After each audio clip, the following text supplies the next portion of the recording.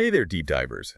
Ever feel like this whole good versus evil thing is a little oversimplified? Like maybe it's a giant historical simplification? Well, get ready for some serious philosophical side-eye, because today we're diving into Nietzsche's on the genealogy of morality. Yeah, Nietzsche's definitely the philosopher you want if you're looking to shake things up. Love it. It's, So no time to waste? it's true, his writing is super dense, Okay. but trust me, it is worth the effort. We're talking about uncovering hidden assumptions about the world, the kind that usually fly right under the radar. Okay, so let's talk masters and slaves. I've peeked at your notes, Yeah. and this is where things get juicy. Yeah, classic Nietzsche, right? So he argues that morality, like at its root, isn't some objective truth handed down from on high. It's a product of history, of power struggles between different groups. Give me the rundown. He calls them masters and slaves, but I mean, you won't find this in any history book. Okay. But it's his way of framing this dynamic. Okay. So imagine the ancient Greek heroes, right? Okay. Strong, noble, a little bit ruthless. Yeah. For them, good was about power, vitality, even beauty. Okay. Bad was weakness, anything pathetic. It wasn't about right and wrong as we understand it, but about a way of life. Okay, so where did the slaves come into the picture? So Nietzsche says the slaves, the oppressed or lower classes, well, they resented this whole system. They kind of flipped the script. They started calling themselves good precisely because they weren't those powerful, assertive masters. Wait, so you're saying our whole concept of good, humility, compassion, turning the other cheek, that's all a reaction to the powerful? Yeah, that's Nietzsche's argument. He even links this directly to the rise of Christianity. Think about it. Self-sacrifice, humility, loving your enemies, classic slave morality in action, at least according to him. He saw it as a way for those who lacked traditional power to gain a different kind of influence. Whoa. Right. So what started as maybe a way to cope with being at the bottom of the social ladder is now like the gold standard of morality. That's a serious plot twist. Exactly. And it makes you wonder, right? Are our values truly our own? Or are they just echoes of this, really ancient power struggle? Right, like how much of what we believe is actually just inherited baggage? Okay, I need a minute to process this. Take your time. It's a lot to unpack. Okay, so how does this slave morality, as Nietzsche calls it, actually spread and become so ingrained in us? Like, what's the mechanism here? Well, Nietzsche points to something he calls bad conscience. Basically, he thinks that as humans were forced to live in societies, no more roaming free in the wild, right? We had to suppress our natural instincts. Aggression, dominance, all that primal stuff had to be, reined in. Okay, that makes sense. We can't just go around doing whatever we want. Society would crumble. Exactly. But all that repression, Nietzsche says, created this kind of simmering guilt, this self-directed cruelty. And here's where he brings in the ascetic priest. Wait, back up. Ascetic priest. Who are we talking about here? It's not literally about a priest in a church, but more an archetype. Sure. Think self-denial, rejecting pleasure, the whole hair shirt vibe. Okay. Nietzsche says these figures and the institutions they represent, they swooped in and offered us outlets for all that guilt. So we're talking self-punishment, extreme devotion, that kind of thing. Exactly. It's like we're hardwired to feel guilty, and then we seek redemption, even if we don't realize why. Okay, this is blowing my mind. So he's saying that our sense of morality, of right and wrong, isn't just some abstract idea. It's a tool that's used to control us. And we're basically programmed to just go along with it. That's the gist of it, yes. But here's the kicker. Nietzsche doesn't just leave us stewing in this, rather bleak diagnosis.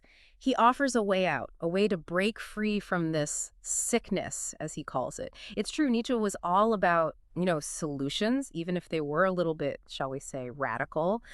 He challenges us to question everything, to break free from this inherited morality and create our own values based on something he calls the will to power. Okay, will to power?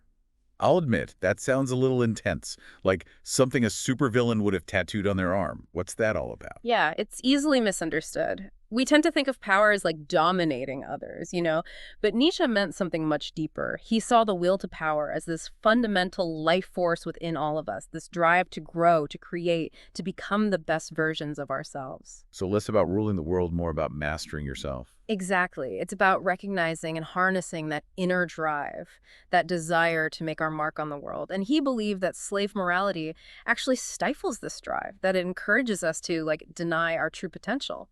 So how do we even begin to break free from this way of thinking? He makes it sound like slave morality is practically inescapable. Well, he suggests we look to history, but not to get stuck in the past or anything, but to see how these moral systems arose, what purpose they served, and how they might be holding us back.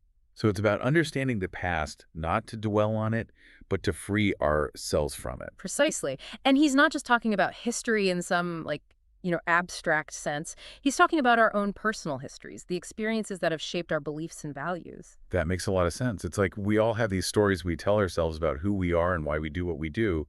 But how often do we actually question those stories, right? Exactly. Nietzsche wants us to become more self-aware, to examine our motivations, and to ask ourselves, those tough questions about why we believe what we believe. He's really pushing us to think for ourselves here, not just blindly accept what we've been taught. Absolutely. He saw that as a form of weakness, a failure to embrace our full potential as human beings. Okay, so if we are going to ditch this inherited slave morality and tap into our will to power, what does that even look like in real life? Like, what's a Nietzschean value system all about? Well, for one, it's about embracing life in all its messy glory. The joy, the suffering, the beauty, the ugliness. Nietzsche saw these things as inextricably intertwined, and he believed that trying to deny or suppress the, quote, bad parts of life only weakens us in the long run. So no more striving for some, unattainable ideal of perfect happiness. Not exactly. It's more about accepting that suffering is an inevitable part of the human experience, and that it can actually be a source of growth and strength. That's a tough pill to swallow, but I see what you're saying. It's about finding the meaning and purpose in the struggle, not just trying to avoid it. Exactly. And that ties into another key aspect of Nietzsche's philosophy, and that's the importance of self-overcoming. He believed that we should constantly be striving to push our limits, to confront our fears, and to become, as I said before, the best versions of ourselves. It almost sounds like he's advocating for a kind of radical self-reliance here, a rejection of the idea that we need external validation or approval to be, happy and fulfilled. There's definitely an element of that in his thinking. He was very critical of what he saw as the herd mentality of modern society, the tendency to conform to the expectations of others rather than following our own path. So it's about having the courage to be different, to stand out from the crowd, even if it means being, misunderstood or rejected. Absolutely. Nietzsche believed that true strength lies in being true to ourselves, even when it's difficult. It's a powerful message, and one that I think a lot of people can relate to, even if they've, never read a word of Nietzsche. Absolutely. We all have this innate desire to be free, to express our individuality, to make our mark on the world, and Nietzsche's work speaks directly to that desire. Okay, so we've talked about slave morality, the will to power, self-overcoming. Now let's talk about another one of Nietzsche's, shall we say, infamous ideas, the blonde beast. You warn me this one can be easily misinterpreted. Yeah, it definitely can. When Nietzsche talks about the blonde beast, he's not advocating for any sort of racial hierarchy, despite what, some people might claim. He's using it as a metaphor for the raw, primal instincts that he believes are essential to human nature, but have been suppressed by, modern morality. So it's not about actual blonde hair or any particular race, but about a certain kind of, wildness, a primal energy that we all have within us. Exactly. He believed that we've become so obsessed with, taming our inner nature, that we've lost touch with a fundamental part of ourselves, that we've become too civilized, too domesticated. I can see how that could be a problem. Yeah. It's like we're constantly being told to rein in our desires, suppress our instincts, to fit in and follow the rules. Exactly. And Nietzsche worried that this suppression of our primal nature was making us weak, resentful, and ultimately less alive. He believed that we need to find a way to integrate our blonde beast into our lives in a healthy way, to channel its energy and creativity into something positive. That makes sense. It's like we don't want to let our primal urges just run wild and, destroy everything in their path, but we also don't want to deny their existence or pretend that they're not a part of who we are. Precisely. It's about finding a balance, a way to honor our instincts without being ruled by them. So how do we do that? How do we find that balance between our primal nature and our more civilized selves? That's the million-dollar question, isn't it? And I don't think there's any easy answer.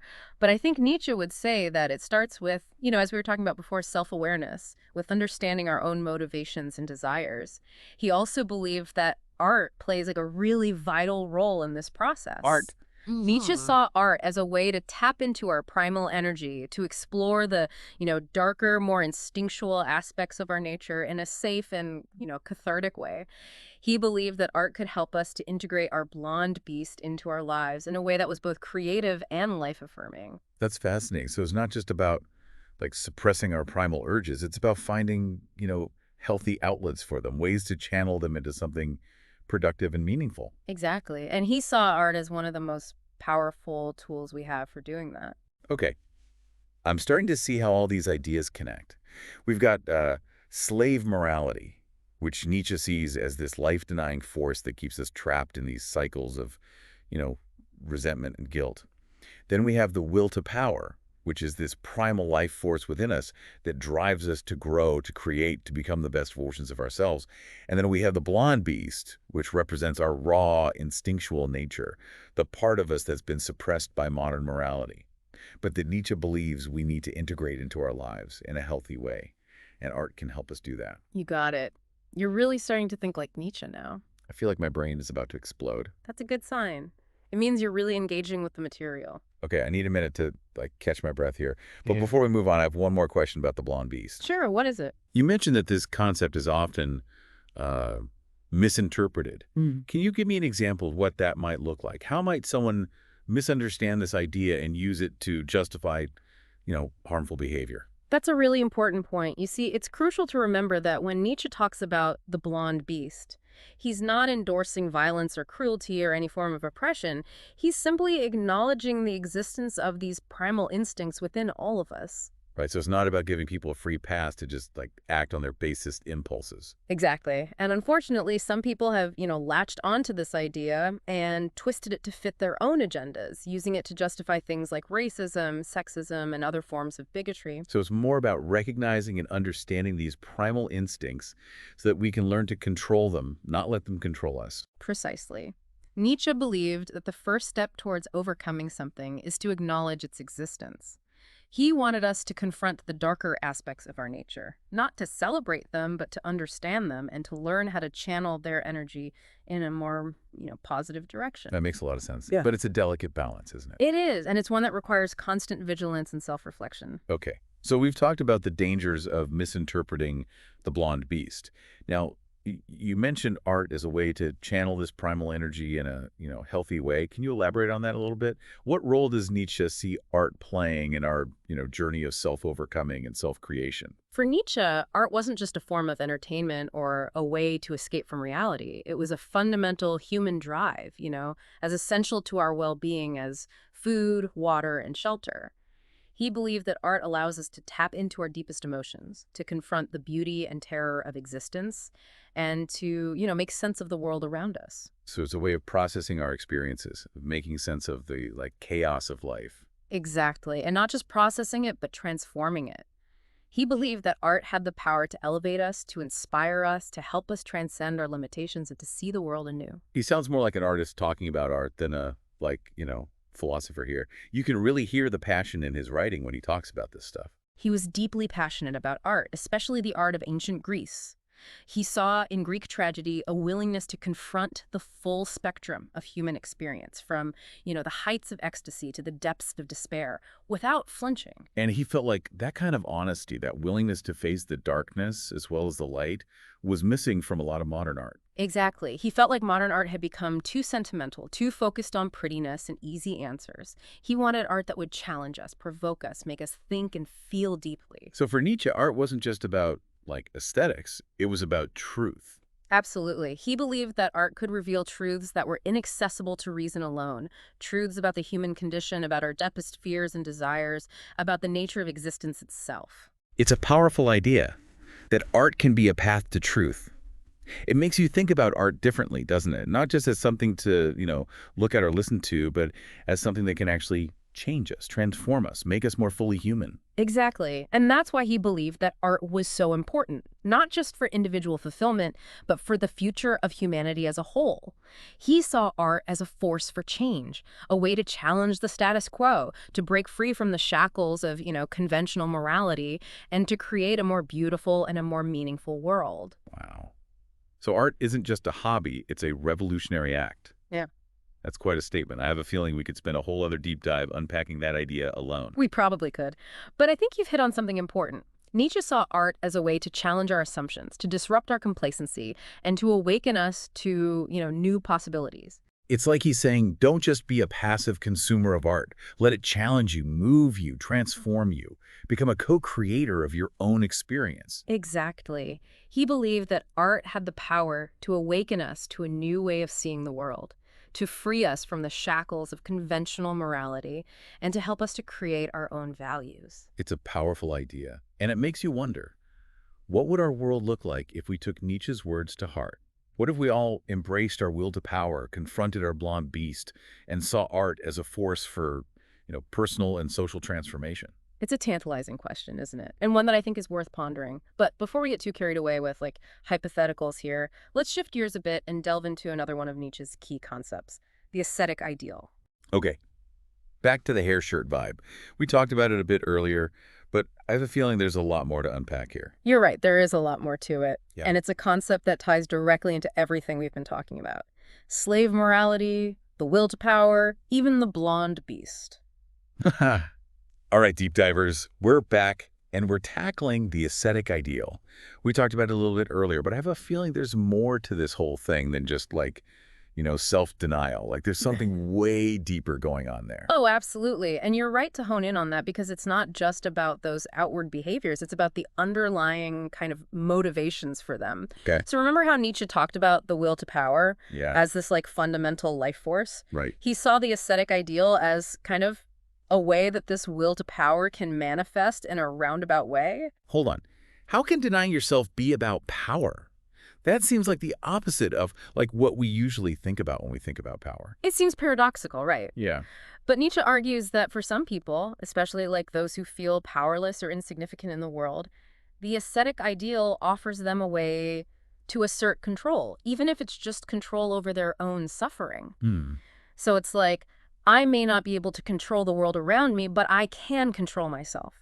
I can choose to suffer, to deny myself pleasure, and by doing that, I am somehow proving my strength. Exactly. It's like this way of finding a sense of meaning and purpose in a world that often feels meaningless, right? Yeah. Nietzsche saw this as particularly true when you look at religion. Okay, yeah. So how does religion fit into all of this? Well, Nietzsche saw religion, especially Christianity, as kind of a prime example of this ascetic ideal in action.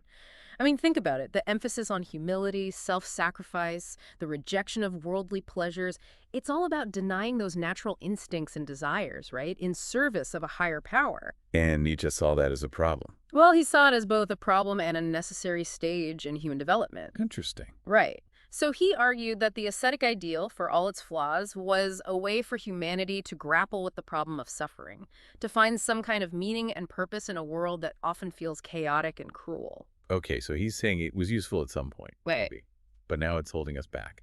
Exactly.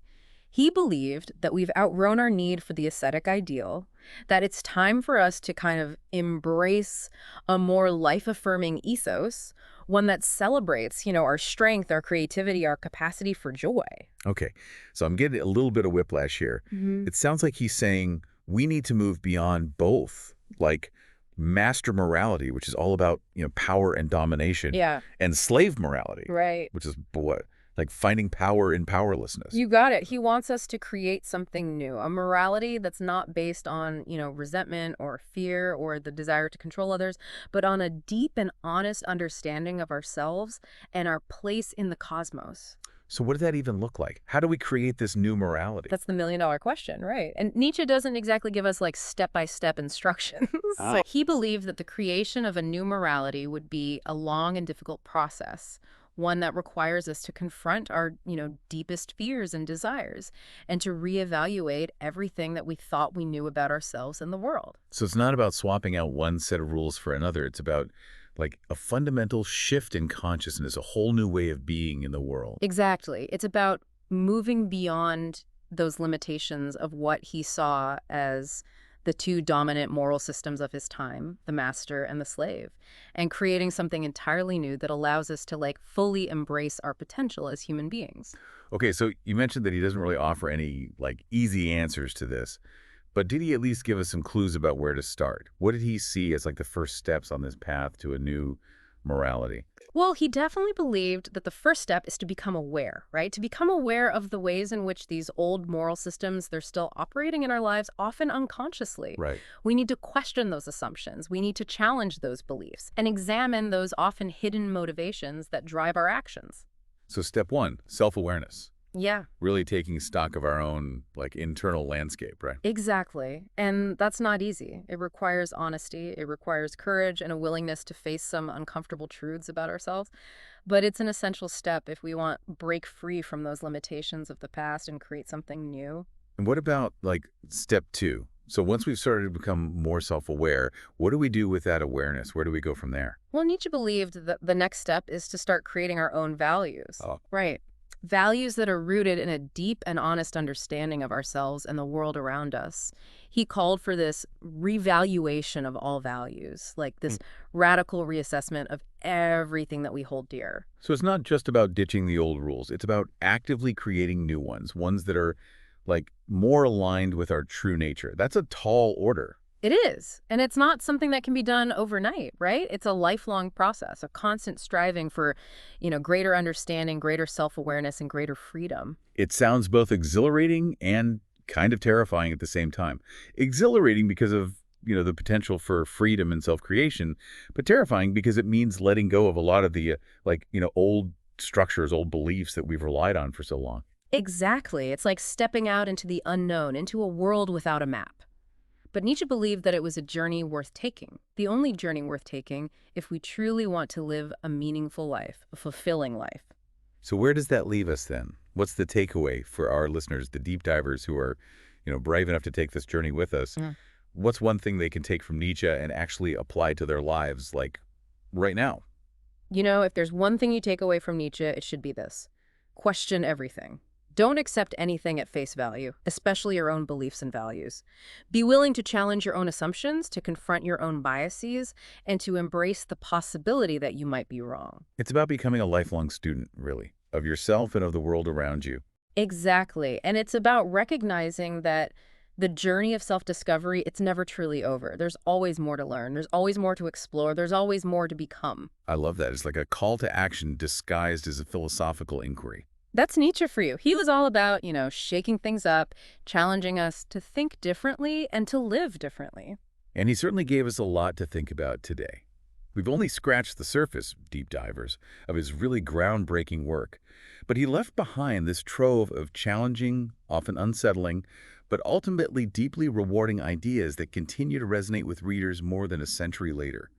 So keep questioning, keep exploring, and most importantly, keep diving deep.